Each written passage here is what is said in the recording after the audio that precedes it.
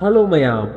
Ngasisu Galaxy Story Times na mayamgidamakta yamna hot oiba celebrity amagi mahaki punsida nurse oiba pamjaki adumoinamak laibakna tamlamdabadagi maha asi porn star ama oiki mahaki punsina matau karamna porn star ama oina khongdarakhiba aduga loina porn star movie kumlambadagi Bollywood industry da laktuna mahaki punsina achauba estimate ama phangbaga loinana mahaki family ga loinana yamna nungai yaifaba tungi future da bright future ama oina hingkhibagi warini matang asida ehangna panjariba misa asi atai kana sunate Sunny Leone mayamsu Sunny Leone gi maming he panbada thamoida mathu marang soidana hawrongani karigidi hawroi maha asi asuki matik masak phajaba thamoi sumatpa ngamba highway inkhalagliba pakhang macha jut amadi ahanna chingba nupa kaya ama Sunny Leone da ngaudaba kanabu leiribage chummi mayam Sunny Leone gi maming tabata natana mahaki phajarba saktam amadi mahaki sumaningai orba body gi structure mayam asi ubada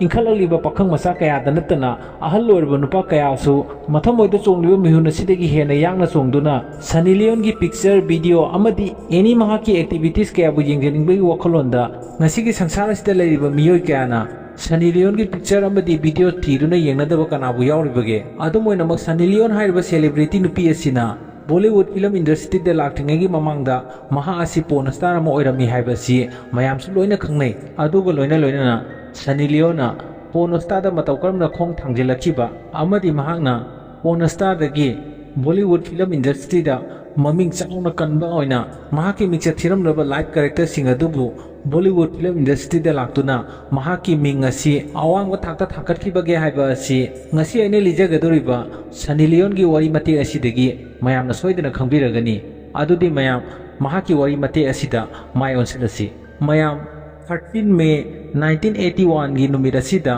Sunny Leone haiba nupi asi Canada gi Oirakhiba haiba mafam asida Punjabi imung amagi family da pokhi asumna Sunny Leone haiba nupi asi piklingai matamdagi asuki mating masak phajana horai celebrity Sunny Leone gi maming asi piklingai da kari kaubage haiba asi ngasi gi miyoi kanamatana thoidok hentokna khanglamde adumainama mahakna piklingai gi maming asi Karanji Bora haina kaurami Sunny Leone gi baba gi maming Jaspal Bora aduga mama gi mamingna Balwan Kaur Bora kawi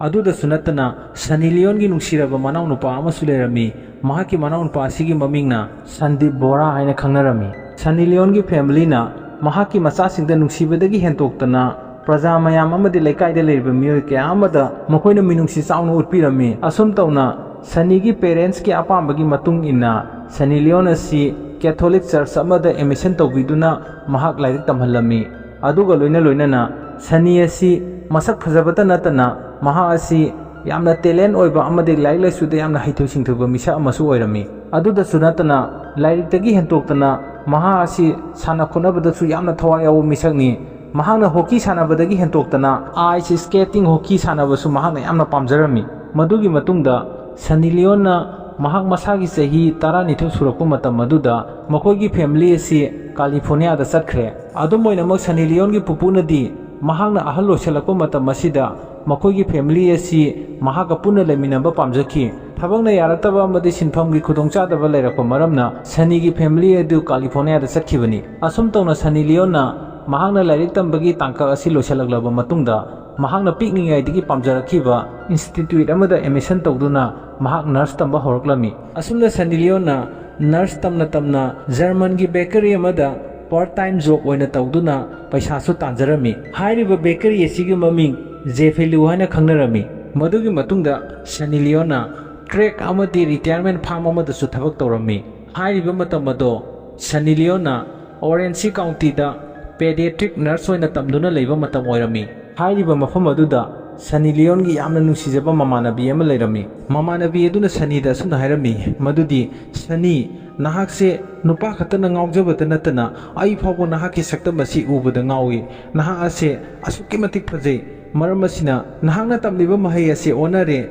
nahak ase acting tawgadabu misakni nahakna acting da khongdarabadi nahak ase yamna aphawbo misak ama oigani haina mahaki mamanabi asina hairami maramdi mahaki mamanabi asi dancer ama oirami dancer ama oiba maramna mahaki basak fadakraba mamanabi sani asibusu art and culture da khongdaduna mahaki life asi yamna brightness oiba mayamna khangnaba celebrity ma oihinningbadigi hairibani asigumlaba Sani Leone gi mamanabi gi wafam asi taraba matungda sanina maha asi matanta wakan khanthajaduna si mamanabina hairiba asi kamdawna oiribano haina mahak matanta mixin gi mamangda lepda wakan macha macha khanjarami madugi matungda Sani gi mamanabi sigi through dagi Sani asi zone strip hairiba nupa asi unanabagi dama mahaki studio da puduna laklami asumna Sani Leone na mamanabi dugi through da John Stephen adu unaraba matung John Stephen na Sani Leone bo White House da poraktuna Chitrakar layekpa misa amada mahaki changkholaba miyoiba kyagi thamoibu sumatiba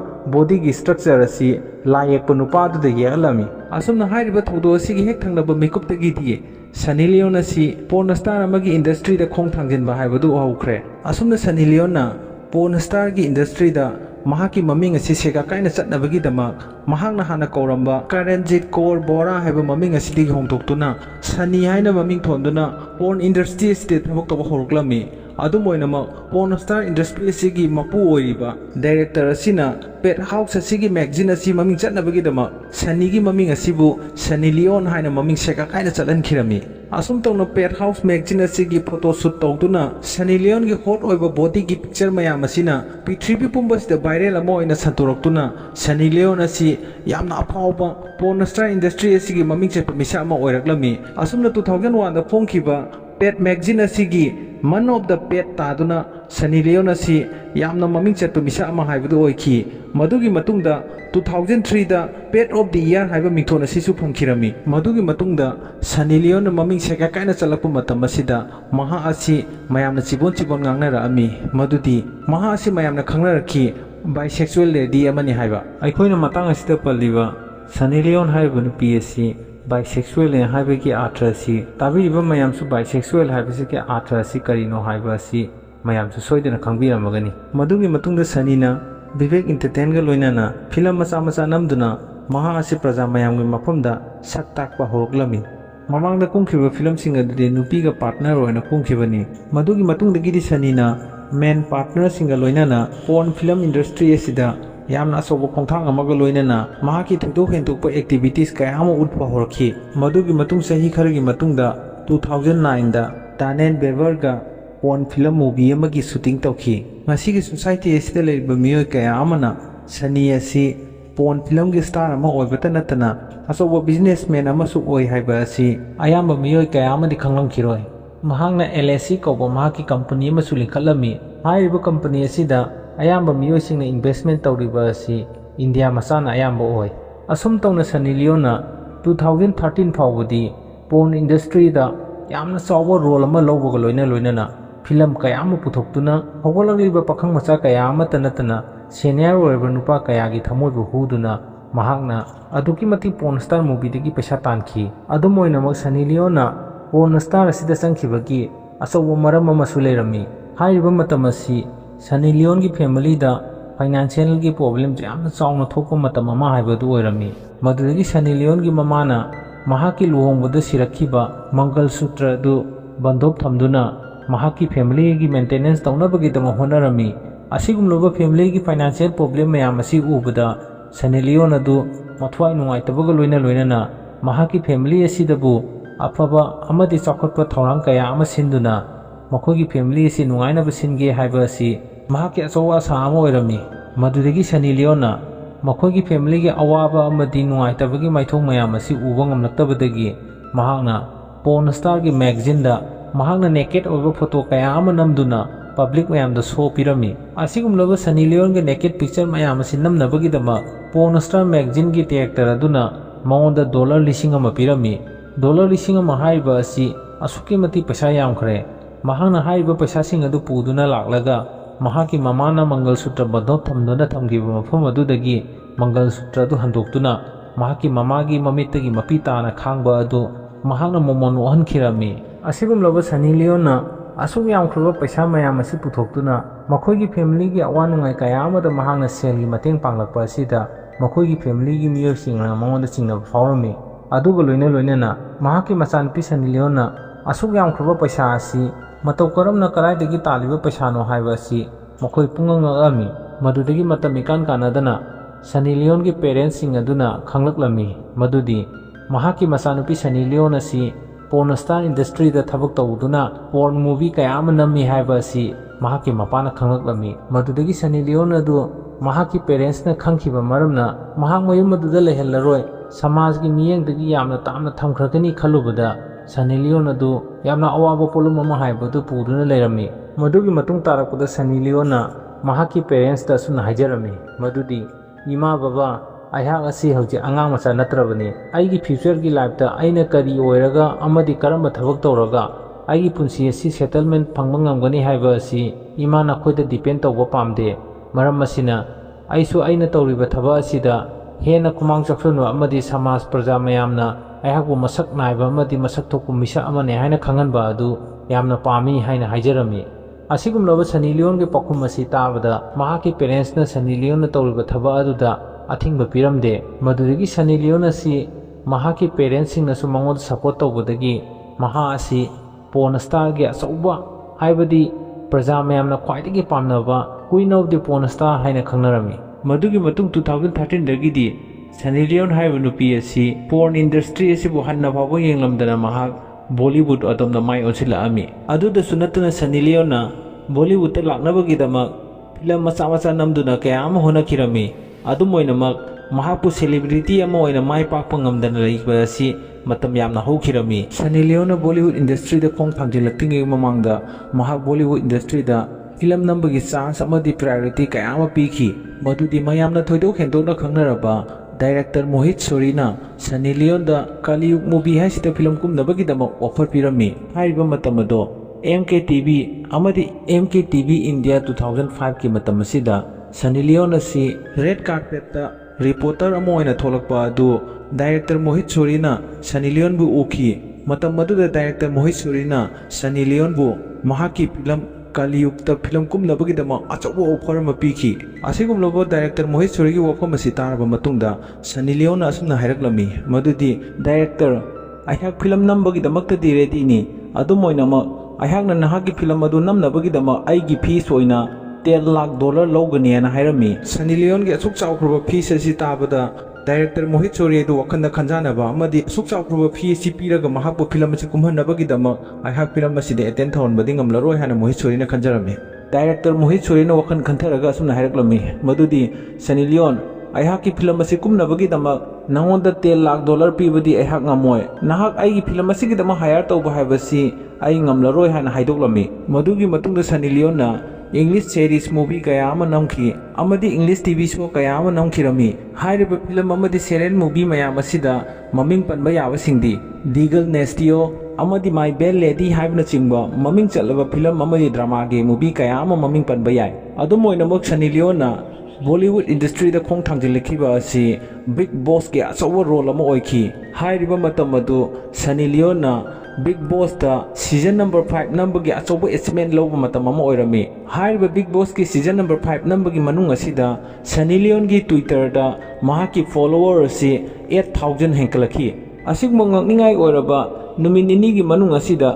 8000 follower henkalakba asidadi Sunny Leone na mahaki achoba achievement amaga loina na puja gi mamangda express tokthurami madudi aihakna suk sangkhraba matam asida porn industry da thabak tawba matamda numinini de henkalakliba yamkhraba follower asi kaidongwaida phangba ngamkhide adumoinama aihakna Bollywood industry asida khong thangjilakpa horokpa asidadi only supnagi numinini gi manung asida 8000 follower henkalakpa asidadi aihak achoba estimate ama phange haibasi isana khangje maram asina aihak porn industry asibu matam punamaki oina thadoklabani haina Sunny Leone puja da hairami haiba numit adugi het thangnaba mathangi numitta jungle da lamai chaktuna mathang santoropagi mongda Sunny Leone si prostitute haibadi porn star amagi celebrity ni haina praja mayam amadi lebak sinba thungna viral oirakhi madudagi public mayamna Sunny Leone si Big Boss ta mahakpu karigidamakta film number yaholibano amadi Big Boss na porn star sibu promote tawbiduna aikhoi mayamda phattaba aranba lambi amada khong thangjile haina ꯑꯆꯧꯕ legal notice ꯑꯃꯗꯤ ꯃꯍꯥꯛꯄꯨ film ꯑꯃꯗꯤ drama series ꯑꯁꯤꯗ ꯈꯣꯡ ꯊꯥꯡꯖꯤꯜꯂꯛꯇꯅꯕꯒꯤꯗꯃꯛ ꯄ꯭ꯔꯖꯥ ꯃꯌꯥꯝꯒꯤ ꯑꯆꯧꯕ ꯏꯍꯧ ꯑꯃ ꯂꯥꯛꯈꯤ꯫ ꯑꯁꯤꯒꯨꯝꯂꯕ ꯄ꯭ꯔꯖꯥꯒꯤ ꯑꯆꯧꯕ ꯏꯍꯧ ꯑꯃ ꯂꯥꯛꯄꯗꯒꯤ ꯁꯟꯅꯤ ꯂꯤꯌꯣꯟ ꯑꯁꯤ ꯃꯊ꯭ꯋꯥꯏ ꯅꯨꯡꯉꯥꯏꯇꯕ ꯑꯃꯗꯤ ꯌꯥꯝꯅ ꯏꯃꯣꯁꯅꯦꯜ ꯑꯣꯏꯕꯒꯤ ꯃꯑꯣꯡ ꯑꯃꯗ ꯃꯍꯥꯛꯀꯤ ꯂꯥꯏꯐꯇ ꯏꯟꯁꯜ ꯇꯧꯔꯝꯃꯤ꯫ ꯃꯗꯨꯗꯒꯤ ꯃꯍꯥꯛ ꯕꯤగ్ ꯕꯣꯁꯀꯤ ꯁꯤꯖꯟ ꯅꯝꯕꯔ 5 ꯅꯝꯕ ꯂꯣꯏꯗ꯭ꯔꯤꯉꯩꯗ ꯃꯍꯥꯛ ꯕꯤగ్ ꯕꯣꯁ ꯊꯥꯗꯣꯛꯄ ꯇꯥꯔꯝꯃꯤ꯫ ꯑꯁꯨꯝꯅ ꯁꯟꯅꯤ ꯂꯤꯌꯣꯟꯅ ꯕꯤగ్ ꯕꯣꯁꯀꯤ ꯁꯤꯖꯟ ꯅꯝꯕꯔ 5ꯒꯤ ꯁꯤꯔꯤꯁꯀꯤ ꯃꯇꯥꯡ ꯑꯁꯤꯗ 45 ꯗꯦꯖ ꯈꯛꯇꯪ ꯂꯩꯔꯝꯂꯕ ꯃꯇꯨꯡꯗ ꯕꯤగ్ ꯕꯣꯁ ꯊꯥꯗꯣꯛꯇꯨꯅ ꯆꯠꯄ ꯇꯥꯔꯝꯃꯤ꯫ ꯑꯗꯨꯝ ꯑꯣꯏꯅꯃꯛ ꯁꯟꯅꯤ ꯂꯤꯌꯣꯟꯅ ꯕꯤగ్ ꯕꯣꯁ ꯁꯦꯔꯤ ꯅꯝꯕꯒꯤ ꯃꯇꯝ ꯑꯁꯤꯗ ꯑꯣꯟꯂꯤ 45 ꯗꯦꯖꯀꯤ ꯃꯅꯨꯡ ꯑꯁꯤꯗ ꯃꯍꯥꯛ ꯑꯁꯤ ꯄ꯭ꯔꯤꯊꯤꯕꯤ ꯑꯁꯤꯒꯤ ꯑꯐꯥꯎꯕ ꯁꯦꯂꯤꯕ꯭रिꯇꯤ ꯍꯥꯏꯕꯗꯤ ꯃꯍꯥꯛꯀꯤ ꯃꯃꯤꯡ ꯆꯠꯂꯣ ꯍꯥꯏꯕꯒꯤ ꯇꯥꯏꯃꯤꯡ ꯇꯥꯟꯖꯥ ꯑꯃ ꯍꯥꯏꯕꯗꯨ ꯑꯣꯏꯈꯤ꯫ ꯃꯗꯨꯗꯤ ꯁꯟꯅꯤ ꯂꯤꯌꯣꯟꯅ ꯕꯤగ్ ꯕꯣꯁꯀꯤ ꯁꯦꯔꯤ ꯅꯝꯕꯔ 5 ꯅꯝꯕꯒꯤ ꯃꯇꯝ ꯑꯁꯤꯗ ꯃꯉꯣꯟꯗ ꯑꯆꯧꯕ ꯃꯤꯠꯌꯦꯡ ꯑꯃꯗꯤ ꯃꯍꯦꯁ ꯚꯠꯀꯤ ꯏꯟꯇꯔꯦꯁꯇꯦꯠ ꯑꯣꯏꯕ ꯋꯥꯈꯜꯂꯣꯟ ꯀꯌꯥ ꯑꯃ ꯈꯪꯕ ꯉꯝꯈꯤ꯫ ꯃꯗꯨꯒꯤ ꯃꯇꯨꯡ ꯇꯥꯔꯛꯄꯗ ꯃꯍꯦꯁ ꯚꯠꯅ ꯁꯟꯅꯤ ꯂꯤꯌꯣꯟꯗ ꯀꯣꯟꯇꯦꯛ ꯇꯧꯔꯛꯑꯝꯃꯤ ꯑꯗꯨꯒ ꯑꯁꯨꯝꯅ ꯃꯍꯥꯛꯅ ꯔꯤꯀ꯭ꯋꯦꯁ ꯇꯧꯔꯛꯈꯤ ꯃꯗꯨꯗꯤ ꯁꯟꯅꯤ ꯂꯤꯌꯣꯟ, ꯅꯍꯥꯛ ꯑꯁꯤ ꯑꯩꯒꯤ ꯍꯣꯠ ꯃꯨꯚꯤ ꯑꯃꯗ ꯐꯤꯂꯝ ꯀꯨꯝꯅꯕꯒꯤꯗꯃꯛ ꯑꯣꯐꯔ ꯇꯧꯔꯤ, ꯅꯍꯥꯛ ꯀꯔꯤ ꯋꯥꯈꯜ ꯈꯜꯂꯤ ꯍꯥꯏꯅ ꯍꯥꯏꯔꯛꯂꯝꯃꯤ꯫ ꯃꯗꯨꯗꯗꯤ ꯁꯟꯅꯤ ꯂꯤꯌꯣꯟ ꯑꯁꯤ ꯄꯣꯟ ꯏꯟꯗꯁꯇ꯭ꯔꯤꯗꯒꯤ ꯃꯃꯥꯏ ꯂꯩꯊꯣꯔꯛꯂꯒ ꯕꯣꯂꯤꯋꯨꯗ ꯏꯟꯗꯁꯇ꯭ꯔꯤꯗ ꯈꯣꯡ ꯊꯥꯡꯖꯤꯜꯂꯛꯅꯕꯒꯤ ꯑꯆꯧꯕ ꯃꯇꯝ ꯑꯃ ꯍꯥꯏꯕꯗꯨ ꯑꯣꯏꯕ ꯃꯔꯝꯅ ꯃꯍꯥꯛꯅ ꯃꯍꯦꯁ ꯚꯠꯀꯤ ꯋꯥꯐꯝ ꯑꯗꯨꯗ ꯔꯤꯖꯦꯛ ꯇꯧꯕꯒꯤ ꯃꯍꯨꯠꯇ ꯃꯍꯥꯛꯅ ꯑꯦꯛꯁꯦꯞ ꯇꯧꯔꯛꯈꯤ꯫ ꯃꯗꯨꯒꯤ ꯃꯇꯨꯡ ꯃꯇꯝ ꯏꯀꯥꯟ ꯀꯥꯟꯅꯗꯅ 2012ꯇ ꯌꯥꯝꯅ ꯍꯣꯠ ꯑꯣꯏꯕ ꯁꯟꯅꯤ ꯂꯤꯌꯣꯟꯒꯤ ꯑꯆꯧꯕ ꯑꯦꯆꯤꯞꯃꯦꯟ ꯑꯣꯏꯕ ꯃꯨꯚꯤ ꯑꯃ ꯄꯨꯊꯣꯔꯛꯈꯤ꯫ ꯍꯥꯏꯔꯤꯕ ꯃꯨꯚꯤ ꯑꯁꯤꯒꯤ ꯃꯃꯤꯡ ꯖꯦꯝꯁ 2꯫ ꯃꯨꯚꯤ ꯑꯁꯤ ꯍꯦꯛ ꯌꯦꯡꯕ ꯃꯇꯝꯗ ꯃꯌꯥꯝꯁꯨ ꯈꯪꯕꯤꯒꯅꯤ ꯁꯟꯅꯤ ꯂꯤꯌꯣꯟꯅ ꯐꯤꯂꯝ ꯑꯁꯤꯗ ꯀꯌꯥꯒꯤ ꯃꯇꯤꯛ ꯍꯣꯠ ꯑꯣꯏꯕ ꯁꯤꯟ ꯑꯃꯗꯤ ꯏꯟꯈꯠꯂꯛꯂꯤꯕ ꯄꯥꯈꯪ ꯃꯆꯥ ꯀꯌꯥꯒꯤ ꯊꯃꯣꯏ ꯏꯊꯨꯝ ꯍꯧꯍꯟꯒꯗꯧꯕ ꯁꯤꯟ ꯀꯌꯥ ꯑꯃ ꯄꯨꯊꯣꯔꯛꯇꯨꯅ ꯁꯟꯅꯤ ꯂꯤꯌꯣꯟ ꯑꯁꯤ ꯍꯥꯏꯔꯤꯕ ꯃꯨꯚꯤ ꯑꯗꯨꯗꯒꯤ ꯁꯤꯒꯥ ꯀꯥꯏꯅ ꯚꯥꯏꯔꯦꯜ ꯑꯣꯏꯔꯛꯈꯤ꯫ ꯑꯗꯨꯗꯁꯨ ꯅꯠꯇꯅ ꯍꯥꯏꯔꯤꯕ ꯃꯨꯚꯤ ꯑꯁꯤ ꯀꯃꯔꯁꯤꯌꯦꯜꯂꯤ ꯍꯤꯠ ꯃꯨꯚꯤ ꯑꯃ ꯑꯣꯏꯅ ꯑꯣꯏꯔꯛꯈꯤ꯫ ꯁꯟꯅꯤ ꯂꯤꯌꯣꯟ ꯑꯁꯤ ꯄ꯭ꯔꯖꯥ ꯃꯌꯥꯝꯅ ꯄꯥꯝꯅꯕ ꯍꯣꯠ ꯂꯦꯗꯤ ꯑꯦꯛꯇ꯭ꯔꯦꯁ ꯑꯃꯅꯤ ꯍꯥꯏꯅ ꯄ꯭ꯔꯖꯥ ꯃꯌꯥꯝꯅ ꯗꯤꯃꯥꯟ ꯑꯣꯏꯔꯛꯈꯤ꯫ ꯑꯁꯨꯝꯅ ꯖꯦꯝꯁ 2 ꯍꯥꯏꯔꯤꯕ ꯃꯨꯚꯤ ꯑꯁꯤ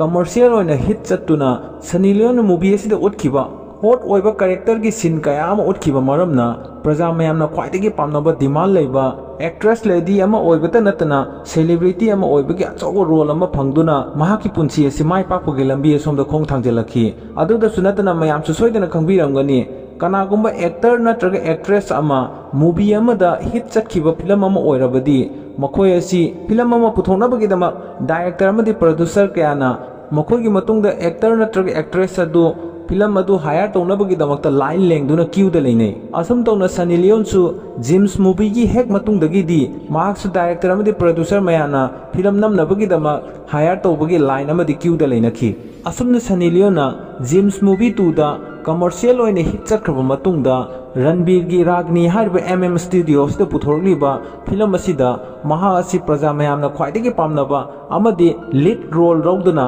ꯐꯤꯂꯝ ꯑꯁꯤ ꯚꯥꯏꯔꯦꯜ ꯑꯣꯏꯔꯛꯈꯤ꯫ ꯚꯥꯏꯔꯦꯜ ꯑꯣꯏꯔꯛꯄꯇ ꯅꯠꯇꯅ ꯄ꯭ꯔꯖꯥ ꯃꯌꯥꯝꯅ ꯈ꯭ꯋꯥꯏꯗꯒꯤ ꯄꯥꯝꯅꯕ ꯍꯣꯠ ꯁꯦꯂꯤꯕ꯭रिꯇꯤ ꯑꯃ ꯑꯣꯏꯅ ꯈꯟꯅꯔꯛꯈꯤ꯫ ꯃꯗꯨꯒꯤ ꯃꯇꯨꯡ ꯐꯤꯂꯝ ꯃꯃꯤꯡ ꯂꯤꯂꯥ ꯍꯥꯏꯔꯤꯕ ꯐꯤꯂꯝ ꯑꯁꯤꯗ ꯃꯍꯥꯛꯅ ꯂꯤꯗ ꯔꯣꯜ ꯂꯧꯗꯨꯅ ꯐꯤꯂꯝ ꯑꯗꯨꯁꯨ ꯍꯤꯠ ꯆꯠꯈꯤ꯫ ꯃꯗꯨꯒꯤ ꯃꯇꯨꯡ ꯁꯨꯠ ꯑꯥꯎꯠ ꯐꯇꯥꯂꯥ ꯍꯥꯏꯔꯤꯕ ꯃꯨꯚꯤ ꯑꯁꯤꯗ ꯌꯥꯝꯅ ꯍꯣꯠ ꯑꯣꯏꯕ ꯁꯟꯅꯤ ꯂꯤꯌꯣꯟꯅ ꯏꯁꯩ ꯑꯃ ꯀꯨꯝꯈꯤ꯫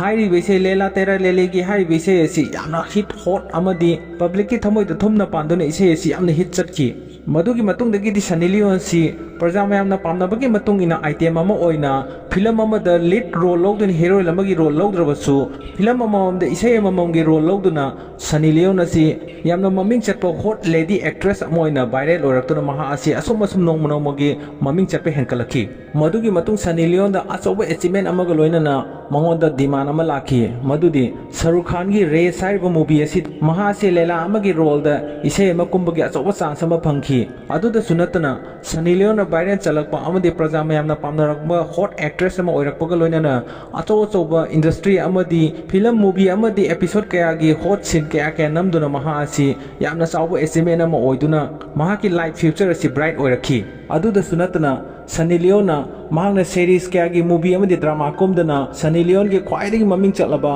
ꯋꯥꯟ ꯅꯥꯏꯠ ꯁ꯭ꯇꯦꯟ, ꯏꯖꯥꯖꯠ, ꯇꯨꯝ ꯃꯦꯔꯦ ꯁꯦ ꯗꯨꯔ ꯔꯍꯥ ꯀꯔꯣꯅꯆꯤꯡꯕ ꯑꯆꯧꯕ ꯐꯤꯂꯝ ꯑꯃꯗꯤ ꯗ꯭ꯔꯃꯥ ꯁꯦꯔꯤꯁ ꯀꯌꯥ ꯑꯃ ꯀꯨꯝꯗꯨꯅ ꯃꯍꯥꯛꯀꯤ ꯂꯥꯏꯐ ꯁ꯭ꯇꯥꯏꯜ ꯑꯁꯤ ꯑꯆꯧꯕ ꯑꯦꯆꯤꯞꯃꯦꯟ ꯑꯃ ꯐꯪꯕꯇ ꯅꯠꯇꯅ ꯄ꯭ꯔꯖꯥ ꯃꯌꯥꯝꯅ ꯄꯥꯝꯅꯕ ꯈ꯭ꯋꯥꯏꯗꯒꯤ ꯍꯣꯠ ꯑꯣꯏꯕ ꯂꯦꯗꯤ ꯑꯦꯛꯇ꯭ꯔꯦꯁ ꯑꯃ ꯑꯣꯏꯅ ꯁꯦꯂꯤꯕ꯭रिꯇꯤ ꯑꯐꯥꯎꯕ ꯑꯃ ꯑꯣꯏꯔꯛꯂꯤ꯫ ꯃꯗꯨꯒꯤ ꯃꯇꯨꯡꯗ ꯁꯟꯅꯤ ꯂꯤꯌꯣꯟ ꯑꯁꯤ ꯗꯥꯅꯤꯌꯦꯜ ꯋꯦꯕꯔ ꯍꯥꯏꯕ ꯅꯨꯄꯥ ꯑꯁꯤꯒ ꯂꯨꯍꯣꯡꯗꯨꯅ ꯐꯦꯁꯕꯨꯛ, ꯇ꯭ꯋꯤꯇꯔ, ꯏꯟꯁꯇꯥꯒ꯭ꯔꯥꯝ ꯑꯃꯗꯤ ꯌꯨꯇꯨꯕꯇ ꯌꯥꯝꯅ ꯚꯥꯏꯔꯦꯜ ꯑꯣꯏꯅꯈꯤ꯫ ꯑꯗꯨꯒ ꯂꯨꯍꯣꯡꯂꯕ ꯃꯇꯨꯡ ꯃꯇꯝ ꯏꯀꯥꯟ ꯀꯥꯟꯅꯗꯅ ꯃꯈꯣꯏꯅ ꯑꯣꯔꯐꯥꯟ ꯍꯣꯝꯗ ꯂꯩꯕ ꯅꯨꯄꯤ ꯃꯆꯥ ꯑꯃꯕꯨ ꯃꯍꯥꯛꯅ ꯌꯣꯛꯆꯒꯅꯤ ꯍꯥꯏꯅ ꯄꯣꯔꯛꯈꯤꯕꯒꯤ ꯑꯆꯧꯕ ꯚꯥꯏꯔꯦꯜ ꯑꯣꯏꯕ ꯚꯤꯗꯤꯑꯣ ꯀꯌꯥ ꯑꯃꯁꯨ ꯃꯌꯥꯝꯅ ꯎꯔꯝꯒꯅꯤ꯫ ꯁꯟꯅꯤ ꯂꯤꯌꯣꯟꯅ ꯄꯣꯔꯛꯂꯤꯕ ꯅꯨꯄꯤ ꯃꯆꯥ ꯑꯁꯤꯒꯤ ꯃꯃꯤꯡ ꯃꯍꯥꯛꯅ ꯅꯤꯁꯥ ꯍꯥꯏꯅ ꯀꯧꯕꯤꯔꯝꯃꯤ꯫ ꯃꯗꯨꯒꯤ ꯃꯇꯨꯡ ꯇꯥꯔꯛꯄꯗ ꯆꯍꯤ 38 ꯁꯨꯔꯛꯂꯕ ꯁꯟꯅꯤ ꯂꯤꯌꯣꯟꯅ ꯃꯆꯥꯅꯨꯄꯥ 2 ꯐꯩꯕꯣꯛ ꯄꯣꯛꯇꯨꯅ ꯃꯈꯣꯏꯒꯤ ꯐꯦꯃꯤꯂꯤꯗ ꯑꯋꯥꯠꯄ ꯂꯩꯇꯅ ꯄꯔꯐꯦꯛ ꯐꯦꯃꯤꯂꯤ ꯑꯃꯒ ꯂꯣꯏꯅꯅ ꯁꯟꯅꯤ ꯂꯤꯌꯣꯟ, ꯃꯍꯥꯛꯀꯤ ꯍꯁꯕꯦꯟ ꯗꯥꯅꯤꯌꯦꯜ ꯋꯦꯕꯔ ꯑꯃꯗꯤ ꯃꯆꯥ 3ꯗꯨꯒ ꯂꯣꯏꯅꯅ ꯐꯣꯇꯣ ꯄꯣꯁ ꯑꯃ ꯁꯣꯁꯤꯌꯦꯜ ꯃꯤꯗꯤꯌꯥꯗ ꯊꯥꯒꯠꯂꯛꯈꯤ꯫ ꯍꯥꯏꯔꯤꯕ ꯁꯣꯁꯤꯌꯦꯜ ꯃꯤꯗꯤꯌꯥꯗ ꯊꯥꯒꯠꯂꯛꯂꯤꯕ ꯐꯣꯇꯣ ꯑꯗꯨ ꯄꯕ꯭ꯂꯤꯛ ꯑꯃꯗꯤ ꯄ꯭ꯔꯖꯥ ꯃꯌꯥꯝꯅ ꯈ꯭ꯋꯥꯏꯗꯒꯤ ꯄꯥꯝꯅꯕ ꯑꯃꯗꯤ ꯃꯈꯣꯏꯗ ꯏꯟꯀꯔꯦꯖ ꯑꯣꯏꯕ ꯐꯣꯇꯣ ꯑꯃ ꯍꯥꯏꯕꯁꯨ ꯑꯣꯏꯈꯤ꯫ ꯃꯗꯨꯒꯤ ꯃꯇꯨꯡꯗ ꯄ꯭ꯔꯖꯥ ꯃꯌꯥꯝꯒꯤ ꯑꯆꯧꯕ ꯋꯥꯍꯪ ꯑꯃ ꯑꯣꯏꯅ ꯚꯥꯏꯔꯦꯜ ꯑꯣꯏꯔꯛꯈꯤ, ꯃꯗꯨꯗꯤ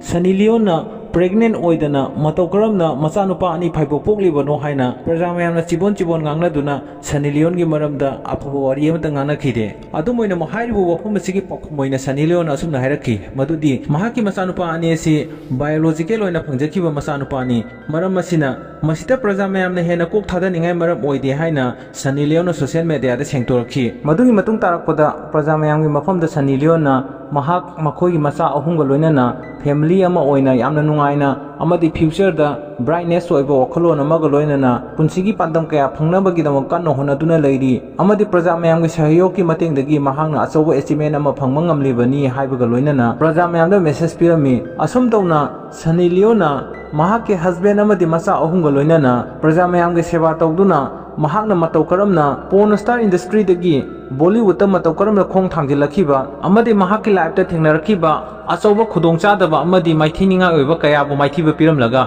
ꯑꯆꯧꯕ, ꯑꯁꯦꯡꯕ ꯑꯃꯗꯤ ꯄ꯭ꯔꯖꯥ ꯃꯌꯥꯝꯅ ꯄꯥꯝꯅꯕ ꯃꯒꯨꯟ ꯂꯩꯕ ꯑꯦꯛꯇ꯭ꯔꯦꯁ ꯑꯃꯗꯤ ꯁꯦꯂꯤꯕ꯭ꯔꯤꯇꯤ ꯑꯃ ꯑꯣꯏꯅ ꯐꯥꯎꯔꯛꯈꯤꯕꯒꯤ ꯑꯆꯧꯕ ꯈꯣꯡꯊꯥꯡ ꯑꯁꯤ ꯉꯁꯤ ꯑꯩꯅ ꯂꯤꯖꯔꯤꯕ ꯃꯨꯚꯤ ꯑꯁꯤꯗꯒꯤ ꯃꯌꯥꯝꯅꯁꯨ ꯁꯣꯏꯗꯅ ꯈꯪꯕꯤꯔꯝꯂꯒꯅꯤ꯫ ꯃꯗꯨꯒꯤ ꯃꯇꯨꯡ ꯇꯥꯔꯛꯄꯗ ꯁꯟꯅꯤ ꯂꯤꯌꯣꯟꯅ ꯃꯍꯥꯛꯀꯤ ꯍꯁꯕꯦꯟ ꯗꯥꯅꯤꯌꯦꯜ ꯋꯦꯕꯔ ꯑꯃꯗꯤ ꯃꯆꯥ 3ꯒ ꯂꯣꯏꯅꯅ ꯅꯨꯡꯉꯥꯏ ꯌꯥꯏꯐꯕ ꯄꯨꯟꯁꯤꯒꯤ ꯄꯥꯟꯗꯝ ꯀꯌꯥꯕꯨ ꯐꯪꯅꯕꯒꯤꯗꯃꯛꯇ ꯀꯟꯅ ꯍꯣꯠꯅꯗꯨꯅ ꯑꯆꯧꯕ ꯑꯦꯆꯤꯞꯃꯦꯟ ꯀꯌꯥ ꯂꯧꯔꯛꯄ, ꯏꯟꯈꯠꯂꯛꯂꯤꯕ ꯄꯥꯈꯪ ꯃꯆꯥ ꯑꯃꯗꯤ ꯄꯕ꯭ꯂꯤꯛ ꯀꯌꯥꯅ ꯃꯍꯥꯛꯄꯨ ꯍꯦꯟꯅ ꯄꯥꯝꯅꯕ ꯍꯣꯠ ꯑꯦꯛꯇ꯭ꯔꯦꯁ ꯑꯃ ꯑꯣꯏꯔꯛꯄ, ꯑꯁꯤꯒꯨꯝꯂꯕ ꯑꯦꯆꯤꯞ ꯃꯌꯥꯝ ꯐꯪꯂꯤꯕ ꯑꯁꯤ ꯄ꯭ꯔꯖꯥ ꯃꯌꯥꯝꯒꯤ ꯃꯇꯦꯡꯗꯒꯤꯅꯤ ꯍꯥꯏꯕ ꯑꯁꯤ ꯑꯩꯍꯥꯛꯅ ꯉꯁꯤ ꯂꯤꯖꯔꯤꯕ ꯁꯟꯅꯤ ꯂꯤꯌꯣꯟꯒꯤ ꯋꯥꯔꯤ ꯃꯇꯦꯛ ꯑꯁꯤꯗꯒꯤ ꯃꯌꯥꯝꯁꯨ ꯁꯣꯏꯗꯅ ꯈꯪꯕꯤꯔꯝꯂꯒꯅꯤ꯫ ꯑꯗꯨꯒ ꯂꯣꯏꯅꯅ ꯁꯟꯅꯤ ꯂꯤꯌꯣꯟꯒꯤ ꯋꯥꯔꯤ ꯃꯇꯦꯛ ꯑꯁꯤꯗ ꯄ꯭ꯔꯖꯥ ꯃꯌꯥꯝꯗ ꯄꯤꯅꯤꯡꯂꯤꯕ ꯄꯨꯛꯅꯤꯡ ꯊꯧꯒꯠꯅꯤꯡꯉꯥꯏ ꯑꯣꯏꯕ ꯃꯦꯁꯦꯖ ꯑꯃ ꯂꯩꯔꯤ꯫ ꯍꯥꯏꯔꯤꯕ ꯃꯦꯁꯦꯖ ꯑꯁꯤ ꯑꯩꯍꯥꯛꯅ ꯄ꯭ꯔꯖꯥ ꯃꯌꯥꯝꯒꯤ ꯃꯐꯝꯗ ꯈꯪꯍꯟꯖꯔꯤ, ꯃꯗꯨꯗꯤ ꯀꯅꯥꯒꯨꯝꯕ ꯃꯤꯁꯛ ꯑꯃꯅ ꯐꯠꯈꯤꯗ꯭ꯔꯕ ꯑꯔꯥꯟꯕ ꯊꯕꯛ ꯊꯧꯔꯝ ꯑꯃꯗꯤ ꯄ꯭ꯔꯖꯥ ꯃꯌꯥꯝꯅ ꯇꯤꯟꯁꯤꯟꯅꯤꯡꯉꯥꯏ ꯑꯣꯏꯕ ꯊꯕꯛ ꯊꯧꯔꯝ kaya ama ꯇꯧꯔꯛꯄꯗꯒꯤ ꯑꯐꯕ ꯑꯆꯨꯝꯕ ꯑꯃꯗꯤ ꯄ꯭ꯔꯖꯥ ꯃꯌꯥꯝꯅ ꯄꯥꯝꯅꯕ ꯑꯁꯦꯡꯕ ꯑꯆꯨꯝꯕ ꯂꯝꯕꯤ ꯑꯃꯗ ꯑꯣꯏꯔꯛꯇꯨꯅ ꯃꯍꯥꯛꯀꯤ ꯄꯨꯟꯁꯤꯅ